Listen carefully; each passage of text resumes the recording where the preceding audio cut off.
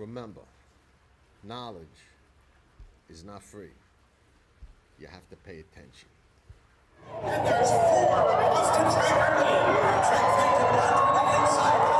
You're watching Past the Wire TV.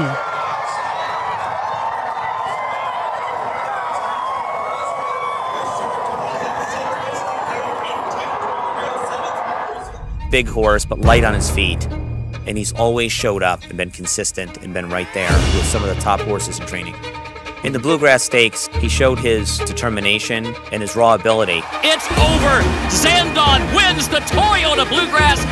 I feel breeders will be really blown away by what a striking, outstanding looking horse he is.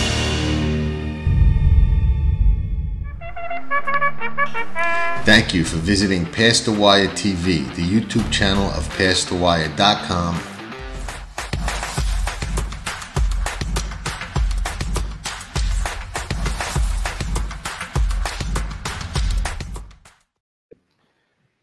Belmont Festival week at Saratoga. First time the Belmont Stakes has been held at Saratoga.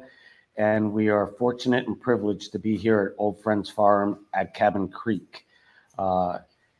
This is a place that's very dear to my heart as well as many other people's hearts. My name is Ed Cofino. This is Jim Gazzale. We're here on behalf of Past the Wire and AmWager. Just a fantastic week ahead of us. We're here to talk about the Belmont Stakes, but let's talk about Old Friends Farm real quickly first. Thoroughbred aftercare is something that's been growing over and over, year after year, and it's something that the industry should be behind and support more and more. And Old Friends here at Cabin Creek is fantastic. Can you pause this? I'm sorry. We can edit it. Okay. I'm so bad with names. I need your name again. Oh, Mike. Say again? Mike. Last name is what? Blowen. Blowen. Okay. Michael Blowen started Old Friends 20 years ago or so, and it was just something he thought of, and he told his wife in Boston, hey, let's go down to Kentucky. I want to take care of horses. And it's grown to from Kentucky to Old Friends here at Cabin Creek to Japan, and now they have over 300 horses. And it's something special that's going on, folks, and I hope everybody can get behind it. Jim, you got something you'd like to add? No, this is my first time here. It's a great place. Can't believe it took me so long to get here. I don't live very far away, but I'll definitely be back after just walking around for a handful of minutes this morning. But excited to talk about the Belmont Stakes and a great weekend of racing in the beginning of June, which we don't usually get up here in Saratoga. So let's just before we kick it off, just a nice little round of applause for the staff and the volunteers here at Old Friends, and then we'll start diving into some horse talk. Yeah, and you know, it's interesting. I've been coming up here for almost 30 years, and it took me 25 years to even, out of my ignorance, to even know that this existed. And I think I'm happier and a better person for knowing that this exists, because I enjoy every minute that I'm here. So I thank Mr. Blowen for that as well, and Joanne and all the volunteers. So, you know, we have the Belmont Stakes. Jim, why don't we go ahead and start? It's a great field, 10 horses, and we've got some really interesting horses in this race. So, yeah, 10 horses. You've got the Derby winner, Mystic Dan. You've got the Preakness winner, Seize the Gray. You also have the runner-up in the Derby in Sierra Leone. I think some intrigue with some other horses in here, but Seize the Gray, the Preakness winner, will break from the rail. And, you know, I think, let's face it, this horse was handed the Preakness on a silver platter. yeah, You know, the race was pretty much over by the time they hit the backstretch, when nobody wanted to go out and challenge him. And, you know, he led by 2 lengths essentially from from start to finish. I don't know that he gets the same sort of race setup in the Belmont. I imagine somebody is going to challenge him early, and there's a couple horses that I think might challenge him early, like Dornock and Mindframe. But for me, I think Seize the Gray is certainly a quality horse. Won the Pat Day Mile on Derby Day, stretched out a little bit further, won the Preakness. I think it's a lot to ask to win 3 races in 5 weeks, and I'm not sure he's a win candidate in my eyes.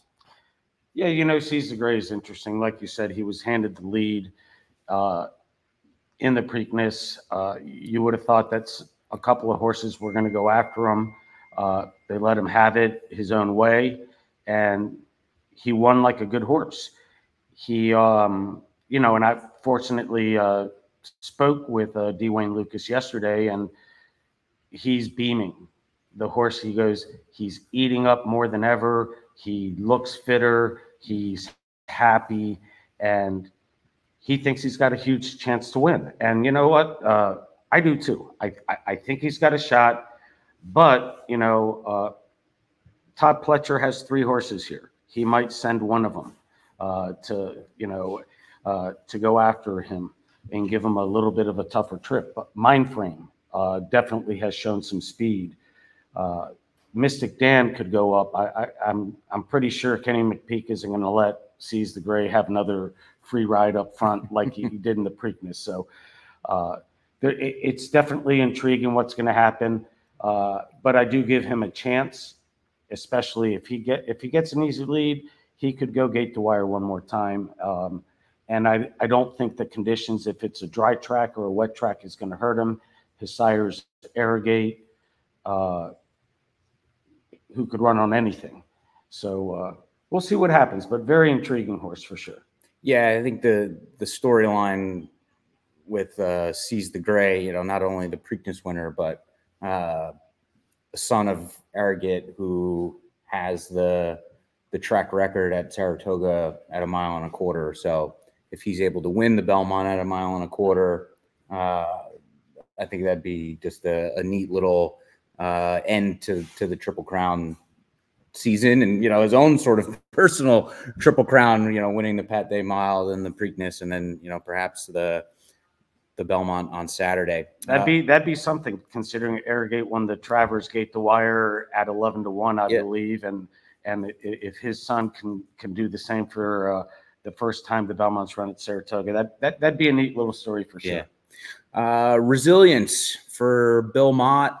I thought he ran fine in the Kentucky Derby. Kind of made a bid to be in the mix there towards the top of the stretch, and I thought he ran on fine to finish 6th.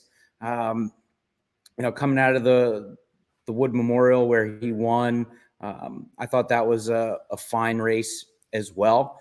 He was one of the few horses in the Derby that was kind of up on that early pace for a good portion of that race, and I thought he hung on well. So without as much traffic in the Belmont, just 10 horses compared to the 20 that we saw in the Derby, I think this horse is a strong contender. I'd be a little surprised if he won, but I think he's definitely a strong contender for your exacta, trifecta, superfecta. Yeah, I believe Resilience could be in the mix. I mean, he's run against a few of these horses here. Obviously, he ran against Sierra Leone and Mystic Dan in the Derby, and like you said, he was up there in the mix there, turning for home. He was 2nd, and it's a 20-horse field in that race, so that takes a lot out of a horse. The Wood Memorial, he beat Protective, who's running in this race. Really good race in there. And, he's run against Sierra Leone a couple of times. So definitely the connections are there. Bill Mott, he gets Robbie Alvarado back on, who's Bill's #1 call. He could get a really nice pace set up here. He could be just sitting behind the lead and get the first jump turning for home. So definitely in the mix. And I mean, just the more and more I look at this race, it's so hard to eliminate a few of these horses. So, but definitely one of the ones. Yeah. The 3-horse Mystic Dan, Derby winner. I don't think he lost anything in defeat in the Preakness. Even looking at the Brisnet past performances right now, the Preakness was a career best speed figure at 102 for him. So, according to that, an improving race off of the Preakness. So Off the Derby. Off the Derby. Sorry. So I think the fact that the Belmont this year at Saratoga is 1.25 miles as opposed to 1.5 miles probably works to his advantage. Not my win choice, but as good a chance as any to win the Belmont, I think. Yeah, I mean, if you go back and look at the Derby, Mystic Dan, just an incredibly brave ride. He ducks into the down inside. He actually hits the rail turning for home. And, he just got the jump on everybody. And, if Sierra Leone and the Japanese horse weren't bumping each other left and right coming down the stretch, one of those two win the race. But I actually, like you, I thought the Preakness was his best race. He ran, he was the only one that was coming close to catching Seize the Gray. And he ran a great race. He just, couldn't beat the horse that had it his own way. So I know Kenny McPeak is still very high on him. And it's a horse where if he comes back and runs another race like the Preakness, he's going to be tough to beat. Yeah. So definitely one of the choices. The Wine Steward, the New York bred, which is always exciting. The horse has never finished worse than second in 6 career starts and has never lost by more than a length. So coming out of the Peter Pan last time, sounds like this horse was dealing with some allergy issues. Yeah, I heard something about that. Yeah. So, I was excited to bet this horse back when he was entered in the Breeders' Cup Juvenile, ultimately scratched out of that race and just was a little bit slow to get things rolling along the Kentucky Derby trail. But he did come back in April, finished a decent second in that Lexington, finished another decent second in the Peter Pan. Again, I think I'd be a little surprised if this horse won the Belmont, just with, the limited races against the upper echelon of competition that we've seen so far through, those late Derby preps, but definitely a horse that I'm going to be including in some trifecta tickets. Yeah, the Wine Steward, this was a highly thought of horse starting out. It won its first 3 starts, and now it's got 3 consecutive seconds, all by less than a length, as you mentioned. He's run against some great competition. Locked, another horse that was really highly thought of, just lost to Locked by, less than a length. Encino, another horse that's very highly thought of. And then just recently in the Peter Pan and Aquarian, Todd Pletcher's horse nipped him. And he actually kind of had a wide trip a little bit in parts of that races. But, the only thing that concerns me about this horse really is Manny Franco's a great jockey, but Luis Saez has been the jockey on him for the last 3 races. But Manny Franco did win with him in the funny side. So maybe I overthinking that a little bit, but he's proven that he's going to show up and hit the board every time, exactly. So another tough one to throw out. Yeah. Yeah. I think he'll be in the mix. He'll be in the mix late for sure. And by the way, he's out of, Vino Rosso, Curlin, which is out of the deputy minister lineage, which, I love that sire line coming down the road. And, Actually, he's out of them on the other side to honor and serve is the dam sire, who's also out of the deputy minister lineage. So, I'm using them some way, some form. Antiquarian, the Peter Pan winner, and we've seen in the last couple of years this Peter Pan Stakes be, obviously it is the New York-based prep for the Belmont, but we've seen horses that take a little bit of time to get their 3-year-old season going, prep in that race for the Belmont, and have pretty good success in the Belmont. Arcangelo was one. Yeah. Pretty sure Tonalist won the Peter Pan and then won the Belmont as well. So I think Antiquarian is a legit presence in this race. Pletcher's won this race 4 times. So I think this horse definitely needs to be respected. And, Eddie, you spoke to Todd earlier this week, and it sounded like he was pretty high on this horse as well. Yeah, Todd is, Todd's got 3. And, he spoke very highly of Antiquarian. This horse has done nothing wrong. Johnny V's been on him each time. He had a tough trip in the Louisiana Derby, so I can bypass. I can put a line through that race and not worry about it. But other than that, I think the Peter Pan sets him up real well for this. As you said, Todd Pletcher, he knows what he's doing when it comes to the Belmont Stakes Day. You got Johnny V, Hall of Fame jockey on him. He looked great when I saw him at the barn. He's working great, and I don't want to say Todd was beaming, but he had a little glint in his eye talking about it. So definitely one of the ones to look at. It's funny that interview, if you listen closely to what he's saying, it sounded like he was more excited about Antiquarian than he was about Mindframe. And Antiquarian, don't tell people that. 12-1, and Mindframe is what, 7-2 or 7-2. Yeah. So there you go. Read into that how you want. Yeah, he definitely. I felt a little uptick in enthusiasm when he was speaking about Antiquarian, for sure.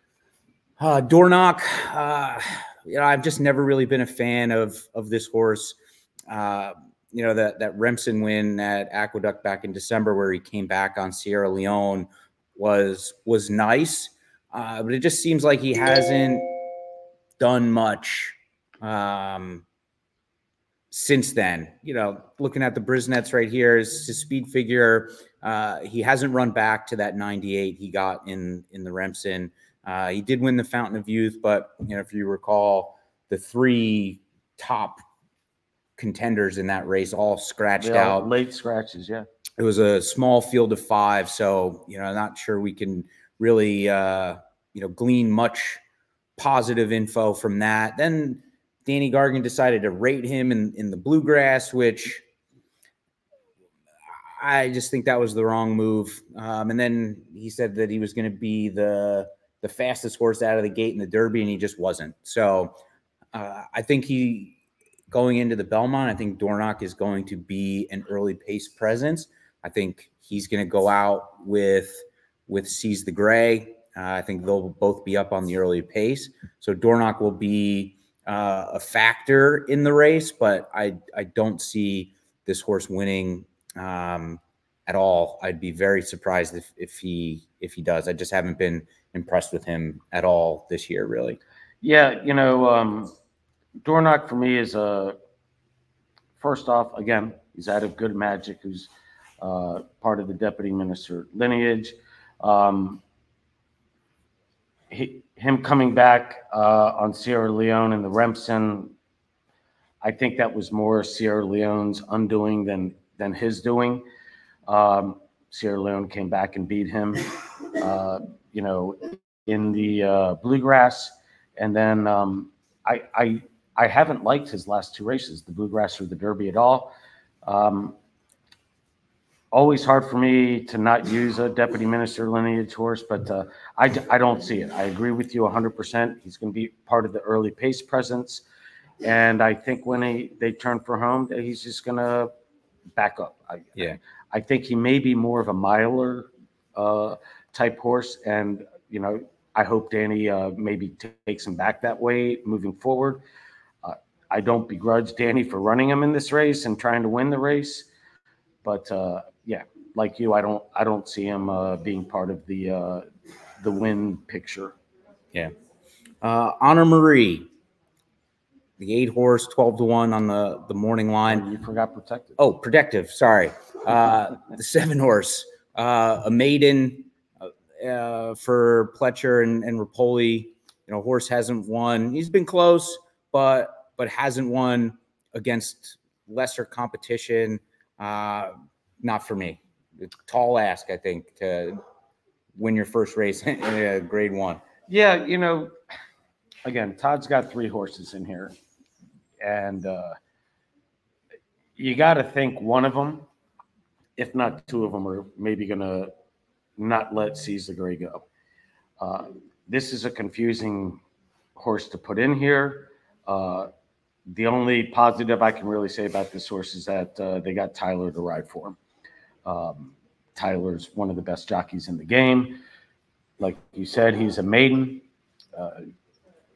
Running style, I'm not sure where he's going to be, to be honest. I don't know if he's going to be a pace presence, if he's going to rate, or if he's going to try to come from off the pace and maybe pick up some pieces.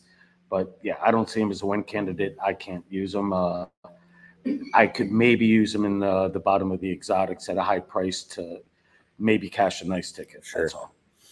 Honor Marie, I really like this horse. I think he was very much on the improve coming into the Kentucky Derby. Just had really the worst of the trip in the Derby. Got banged around a lot early on, and I thought he did rather well to kind of regain himself and finish in the top half of the field. I think Florent Giroux is a bit of a rider upgrade. I think Ben Curtis recently broke his collarbone or something, which is why he's off Honor Marie. But I really like this horse. Can he win?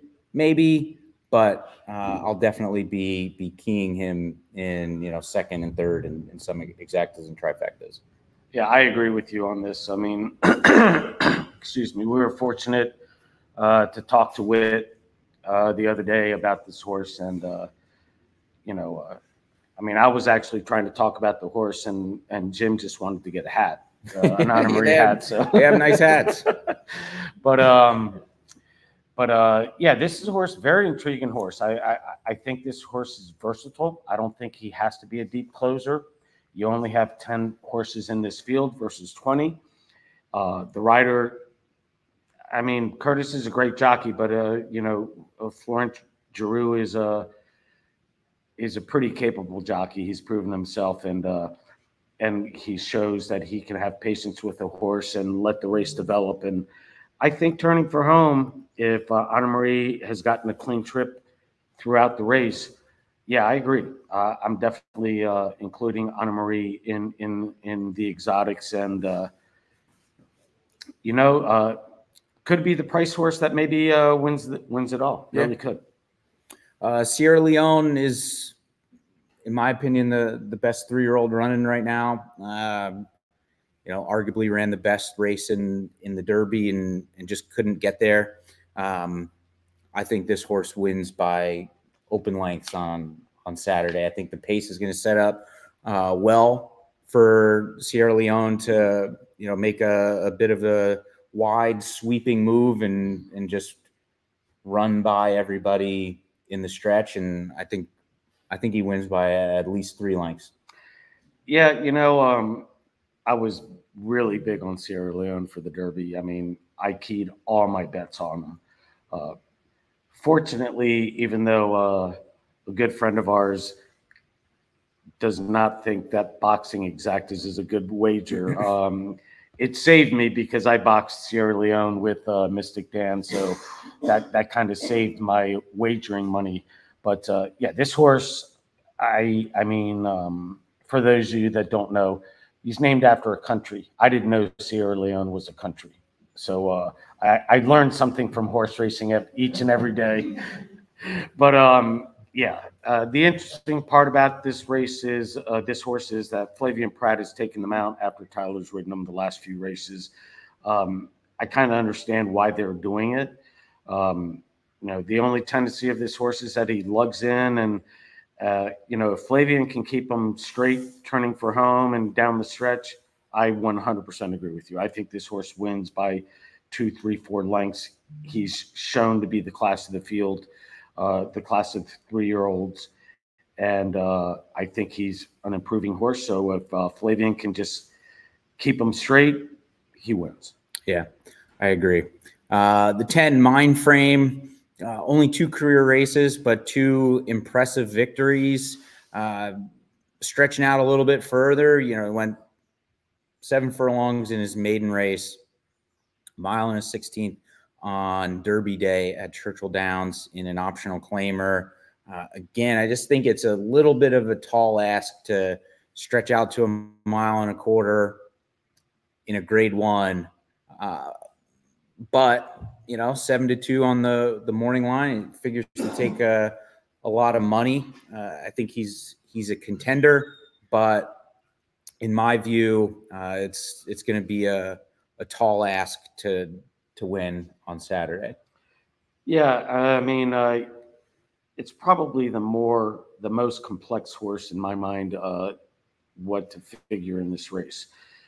He's only had 2 starts, but good God, those 2 starts are impressive. Yeah. I mean, he wins by 11 and then he wins by 7 lengths, gets huge figures across the board, whichever Brisnet, DRF, Thorograph, the figures are off the page. You got to take a stand when you're handicapping a race. And probably up until this moment, I hadn't taken a stand against or for this horse, and I can't use him. And the only reason is 2 races, 7-2 morning line. He might be the wise guy horse of this race. Like you said, tall ask. I don't like using the word bounce, but I think bounce is screaming on this horse a little bit. I really do. And like we said earlier, I think Todd was a little bit more amped up talking about an Aquarian than this horse. So for sure, to me, that means something. Yeah. All right. So that's the field. I've got two plays that I'm gonna hopefully make my day around, and one will be a nice win bet on Sierra Leone, and then I'll do a cold exacta with the 9 Sierra Leone over the 8 Honor Marie, and then I'll probably just throw a trifecta in there with the Sierra Leone in first, Honor Marie in second, and then I'll just take all in the 3rd spot and hope for a little bit of a price. So those will be my 2 main plays, and then just one extra one to kind of capitalize on my first 2 opinions. Yeah, I mean, this is very few times this close to a race that we've studied, watched replays, and handicapped it. I have my winner. I'm not sure who's going to follow that winner. So yeah, I'm on Sierra Leone. Everybody knows it. I've been on him this entire year.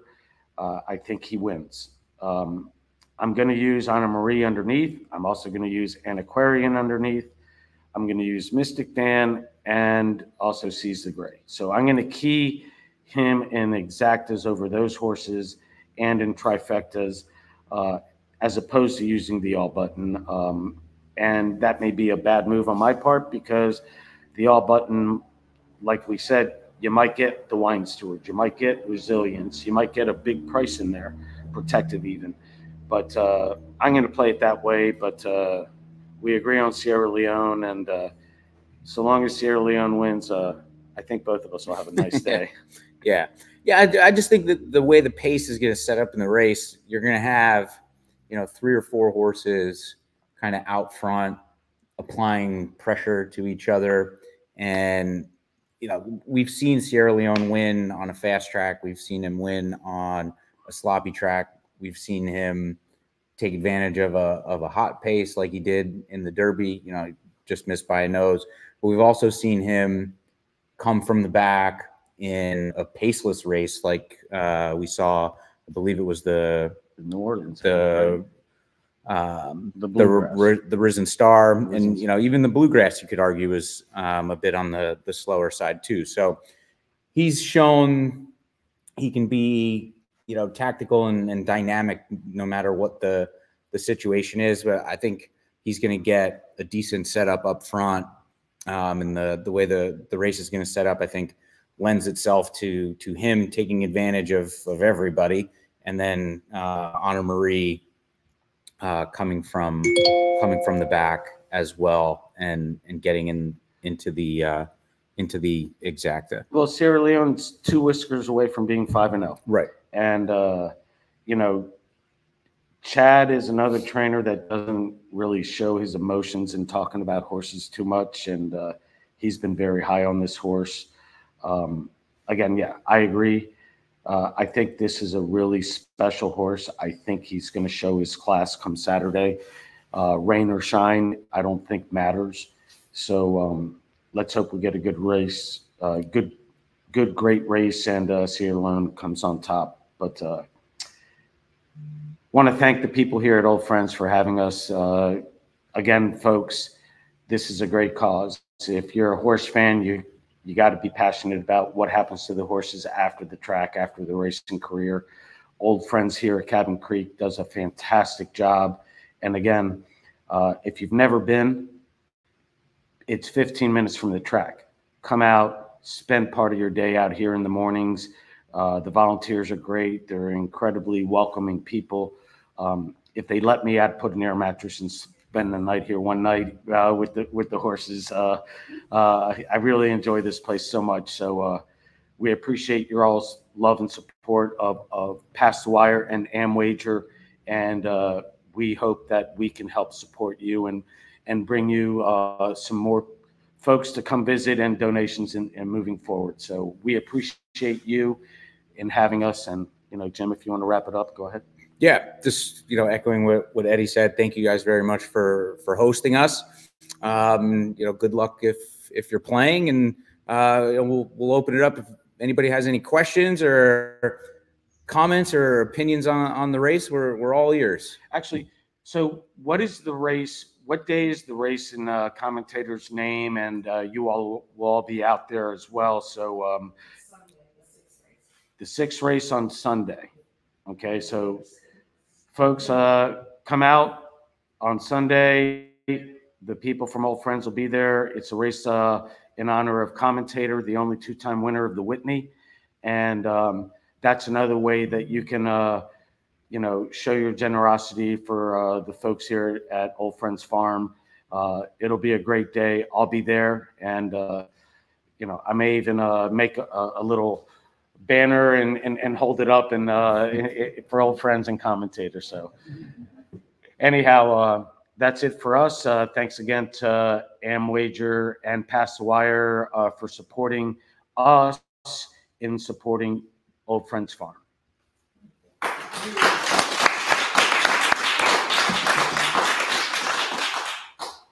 Thanks, folks. I really didn't know what I was doing the whole time, so I just want to let you know that. They're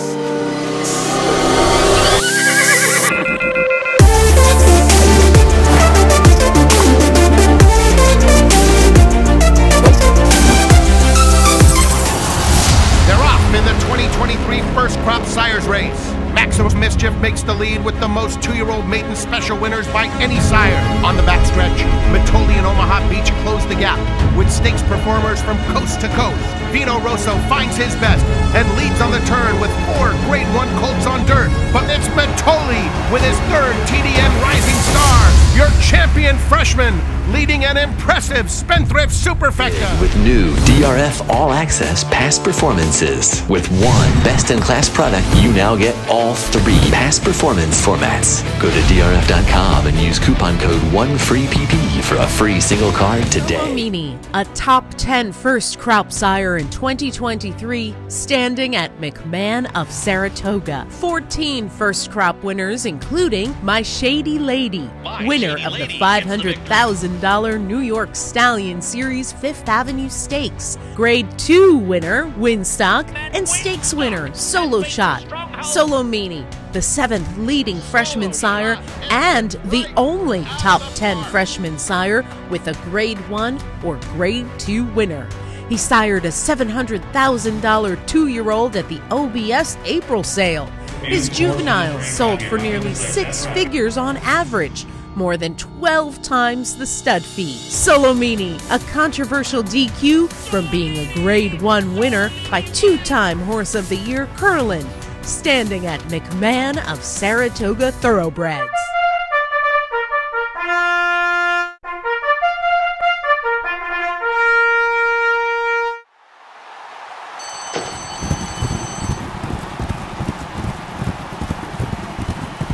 Sure Bet Coffee. Put the giddy up in your cup.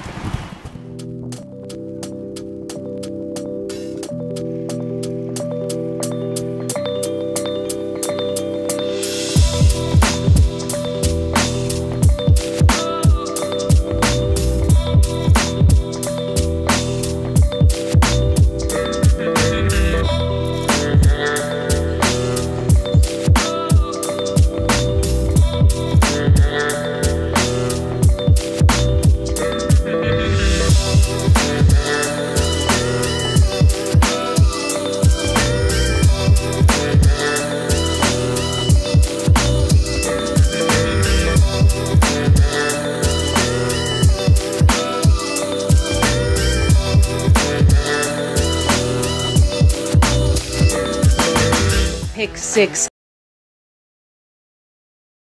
King John Stetton. It's one of the best tools in horse racing for any level of player. It's your second set of eyes, spotting troubled trips, betting angles, track trends, horses to watch and favorites to fade, 10 figs, ticket structure, and more. At Tracking Trips, you're a friend with benefits. Not a member? You must hate winning money. Join Tracking Trips now. Visit pastthewire.com and we'll see you in the winner's circle. Remember, nobody does it better.